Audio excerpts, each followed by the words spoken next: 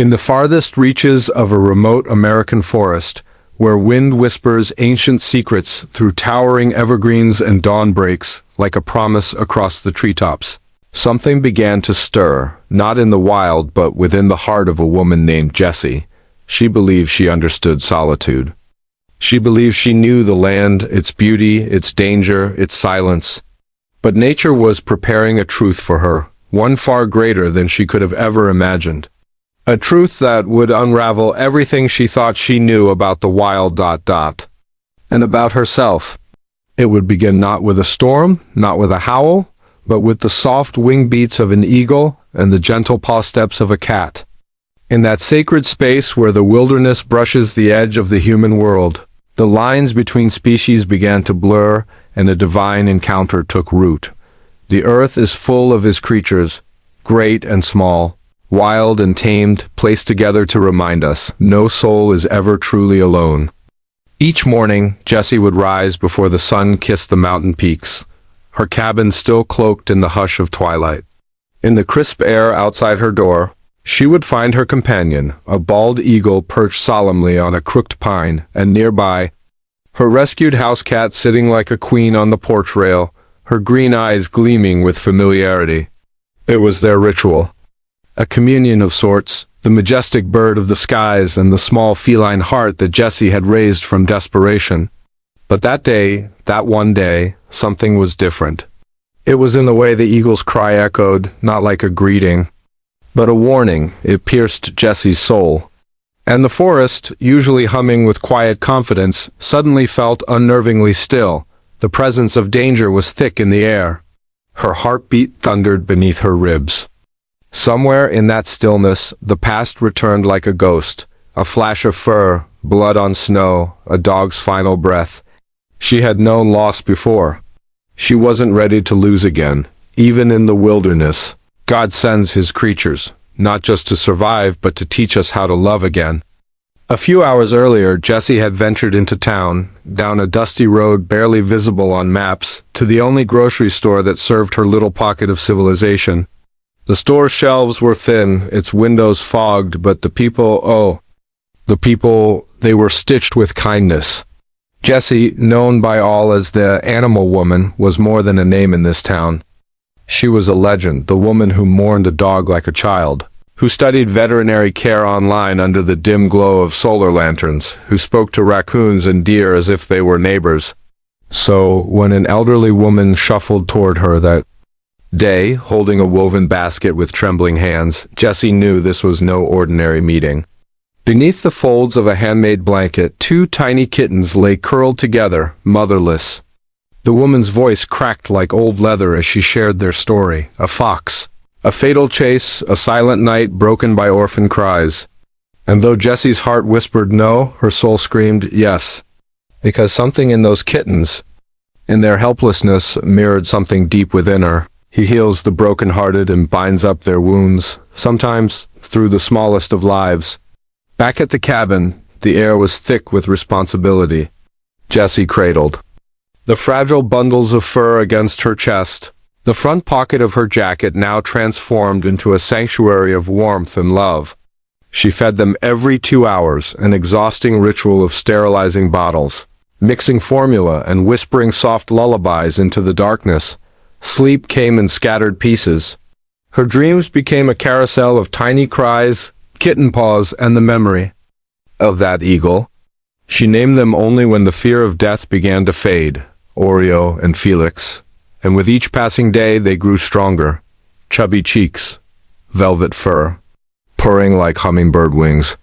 The porch became their playground, the garden their wonderland. Yet Jessie's heart never stopped scanning the treetops. For in the wild, joy is always shadowed by the possibility of loss. In their play, the innocent teach us how to trust again, and to hope even when we've forgotten how. Then came the day, the one that shifted everything. Jessie was writing as usual, her keyboard tapping a quiet rhythm against the silence. Felix curled in her lap like a warm heartbeat.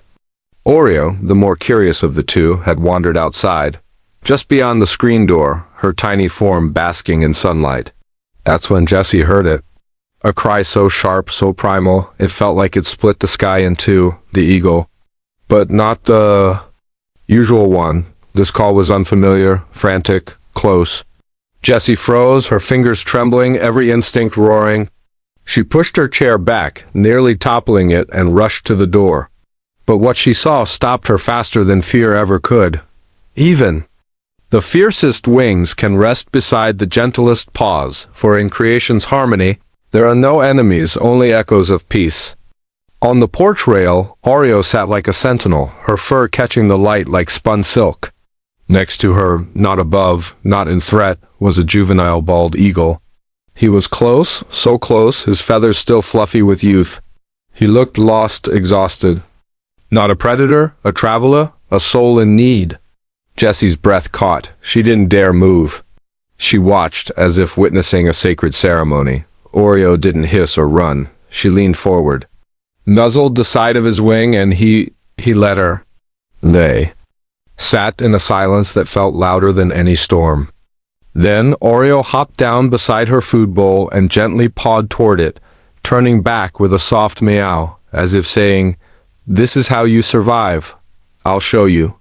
Sometimes the greatest miracle is not who we save, but who we choose to share the journey with.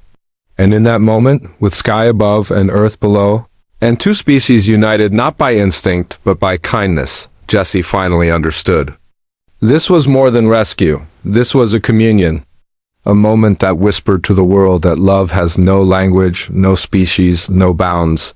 From the aching grief of losing her dog, to the burden of two helpless kittens, to the unimaginable sight of a house cat guiding an eagle, the wild had written a new story in Jessie's heart. One of healing, one of hope. One meant to be shared, not just in words but in wonder. The forest does not always speak in thunder or howl in the night. Sometimes it speaks softly, in wing beats, in paw prints, in a meow that won't be silenced. And when it does, those who truly listen are forever changed. Jessie had already witnessed what she thought was the peak of her wilderness story. A cat and an eagle sharing a porch in peace, becoming something beyond comprehension. She believed that moment, the young eagle hopping down to drink water, Oreo watching him with a caretaker's gaze, was the final, sacred scene and a miracle she was lucky to witness. But nature, in all its unending beauty and mystery, wasn't done.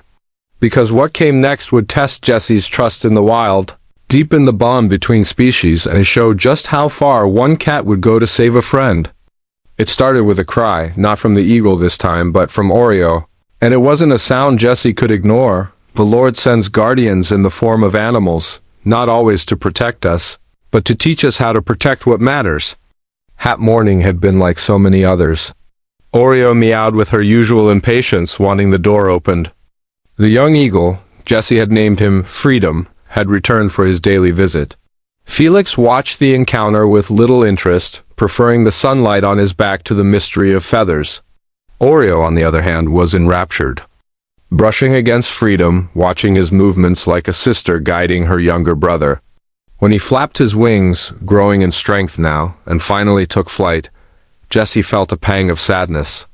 She believed it might be the last time.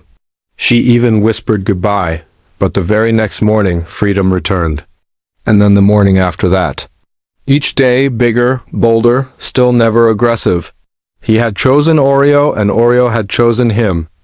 The wild bond between them became Jessie's daily miracle, something no camera could ever truly capture. Something meant for the soul, not the screen. Until one day that sacred routine changed, and it was Oreo who broke the pattern. Even the smallest creature knows when a friend is in pain. Compassion is not bound by species, only by love. That day, Oreo wouldn't settle. She paced. She meowed so persistently at Jessie's feet that it became impossible to ignore. This wasn't hunger. This wasn't curiosity. This was urgency. "What is it, girl?" Jessie asked, watching Oreo dart toward the door. Then, with a flick of her tail and a glance that said, "Follow me," she ran, straight into the forest. Jessie's heart leapt. Oreo had never run into the woods before. Fear surged through her as she grabbed a jacket and sprinted after her. Branches whipped at her arms, the air turning colder with every step. She called out, but Oreo didn't stop. Only when they reached a large tree did she finally sit. That's when Jessie saw it. Tangled in the lower branches, wings trembling, was an eagle, not Freedom. This one looked older, larger, and in pain. His wing was caught, twisted awkwardly in the branches. Jessie's breath hitched. Oreo had led her here. Somehow, she knew, blessed are those who rescue without being asked, for their hearts are mirrors of heaven's mercy. Rushing back to the cabin, Jessie grabbed everything she might need: a soft fleece, blanket, thick gloves, a stepladder.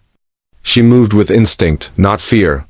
As she climbed the tree, the eagle stared at her, wild, afraid, but not hostile. She whispered calm words, wrapped him in the blanket, and worked gently to free the wing. Once safe in her arms, she carried him back through the woods. Oreo walked beside them like a nurse escorting a patient. Back at the house, Jessie laid the eagle down, assessed the injury, and dressed the wound with practiced hands. She placed him in a large crate with fresh meat and water and covered it partly to offer calm. He didn't resist. He didn't scream, he watched her, he trusted her. And when Jessie stepped outside again to check on her cats, she received a shock that made her question everything. When one miracle ends, another begins. Sometimes they arrive in pairs to remind us how vast grace truly is. On the porch, lying side by side, were Oreo and Freedom, the uninjured eagle, her daily visitor, was safe and calm. That meant the bird she had just rescued was a stranger, a second eagle, a completely different life. And yet he hadn't fought her. He hadn't lashed out. "Well, I'll be," Jessie whispered in awe. He must have known. Somehow, he knew she wasn't a threat, that she was there to help. Days passed. The injured eagle, now lovingly called Valor, began to heal. Each morning, Jessie moved his crate outside so he could watch Freedom and Oreo visit, feel the sun and smell the wind. Over time, even Felix warmed up to the strange guest. Freedom, in particular, seemed protective, as if he understood what Jessie was doing for the new eagle, as if he remembered when she once saved him from the exhaustion of early flight. Kindness is never forgotten. When one heart is healed, it becomes a refuge for others. Valor's recovery was slow, but steady. Jessie fed him, cleaned his wounds, and talked to him every morning. He listened. She knew he did. Finally, the day came when she opened the crate's door and stood back. The eagle stepped out slowly, lifted his wings, now whole, now strong, and with a power that shook the porch, he took to the sky. Jessie cried. It wasn't just the flight. It was what it meant. That sometimes the wild does not separate itself from us. Sometimes it asks for help and offers thanks in return. And just when Jessie thought the story had reached its final beautiful chapter, she looked out the next morning and saw both eagles returning together. 2 wingspans, 2 stories. 1 unspoken friendship. Freedom, Valor, Oreo, and even Felix. All gathered again, like an unlikely family pieced together by the invisible hand of compassion. Where love leads, peace follows, and the wild remembers who loves it well. But nature is never done writing. One morning, the peace shattered. Jessie heard it first. A scream, fierce and sharp. Then Felix's yowling. Jessie's heart leapt as she dropped her mug, grabbed the nearest object, an umbrella, and bolted outside. Panic bloomed in her chest. Had the eagles turned? Had instinct finally overridden the bond? What she saw, however, made her stop cold. The cats sat alert in the doorway. Freedom swooped low, talons forward, but not toward Oreo.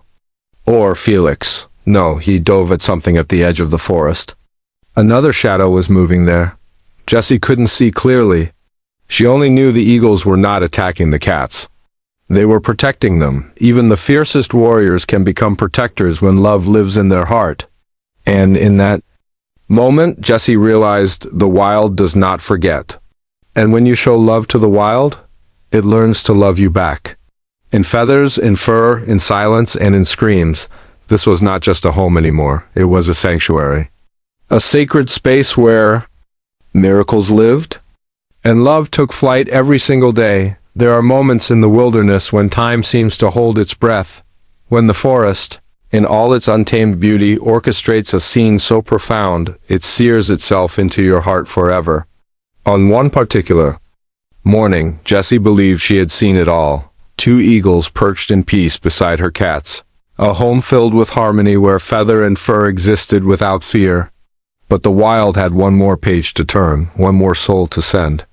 And this time it came not with wings or purring affection, but with quiet, frightened eyes beneath the brush and a body trembling from pain. It came in the form of a red fox, barely more than a pup, silently begging for help as danger circled above. And Jessie, once again, would have to make the impossible choice to trust the wild and to open her heart. Even wider, the Lord is close to the broken-hearted and saves those who are crushed in spirit, even when they wear fur and bleed in silence. It began with chaos. Jessie had left her desk for just a moment when the harmony outside shattered like glass. Screeches split the air, not the playful cries of freedom or the chatter of Felix, but the full-throated screams of eagles in flight. She rushed to the window and froze. Both eagles were diving, aggressive, circling the bush with talons poised. Felix and Oreo weren't the targets. They sat in the doorway, alert but unafraid. The eagles were after something else. Grabbing the first thing she could, an old umbrella, Jessie dashed outside. "What's happening out here?" She shouted into the wind, her heart pounding in her throat. That's when she saw it. Huddled beneath the swaying grass, half hidden. In thorny green was a young red fox. His body was shaking, his face buried beneath his paws. The eagles swooped again, and Jessie waved her arms to chase them off. They weren't being cruel.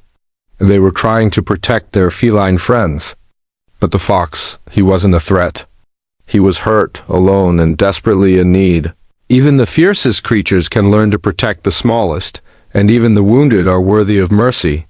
Jessie dropped to her knees, whispering gently, "Don't worry, little one. I won't hurt you." The fox didn't run. He couldn't. Up close, she saw it, a ragged gash on his side, deep and oozing, likely from a deer's sharp antlers or a moose's desperate kick. The wound was angry and swollen, a jagged red line against trembling fur. Jessie's instincts kicked in.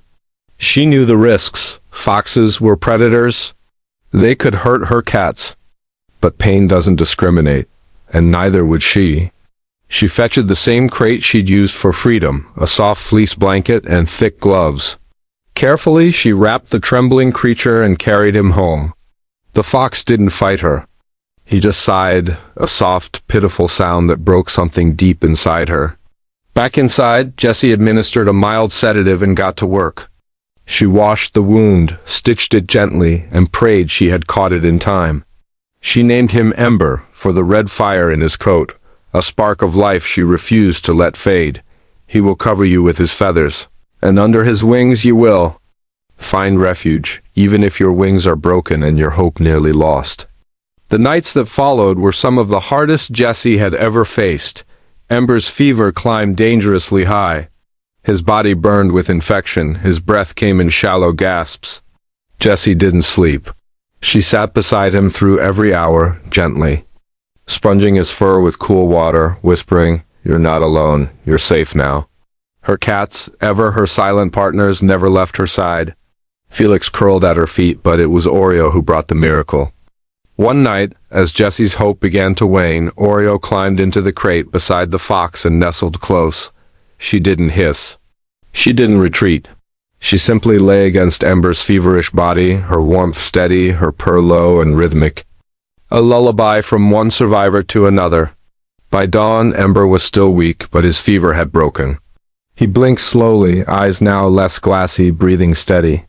He had chosen to fight, and Jessie knew then that he would live. Sometimes, healing comes not from medicine, but from the quiet comfort of a friend who refuses to leave your side.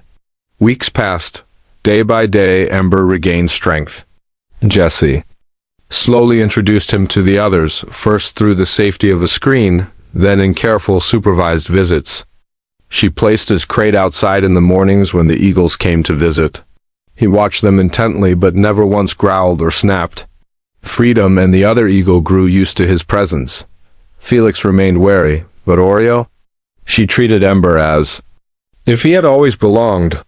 They would sit together on the porch, shoulder to shoulder, sun warming their backs. Jessie wanted Ember to remember this peace.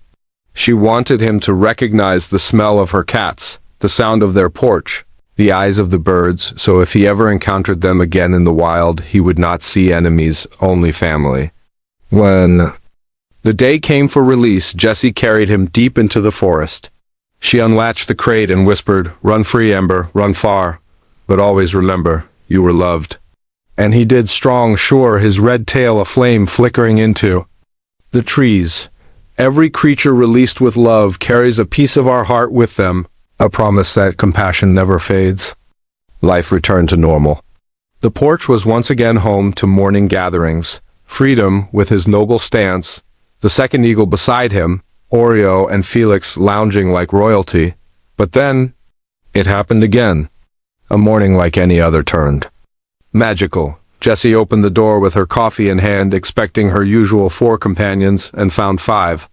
Standing confidently on the porch, his coat now glossy with health, was Ember. He looked at her, at the cats, at the eagles, and then sat down peacefully among them. Jessie's breath caught. The fox had returned. Not as a stray, not as a patient, but as one of them, a brother, a friend, a flame that had not gone out, but instead come home. The wild remembers kindness, and when we sow love into the earth, it blooms back in ways we never imagined. From that day on, Ember joined their little tribe. He never threatened, never challenged. He slept curled beside Oreo, watched the sky with freedom, and stole snacks from Felix's bowl when he thought no one was looking. And Jessie, oh Jessie, she watched it all unfold with eyes full of tears and a heart stretched wide with awe. Over the years, Oreo continued her mission. She brought home wounded birds, abandoned bunnies, and lost souls of every shape and size. Together, she and Jessie stitched, soothed, and saved. Their porch became more than wood and nails. It became holy ground, a refuge, a reminder that when we open our hearts to the wild often opens its heart to us. Blessed are the peacemakers, for they shall be called the healers of heaven's creatures. Did you feel the bond between these animals? Would you have done what Jessie did, even if it meant risking yourself to help a wounded soul? Let us know in the comments below. And if this story moved your heart, subscribe to our channel and leave a like. Because in every act of compassion, we make the world a little brighter, and sometimes what we give comes back to us tenfold.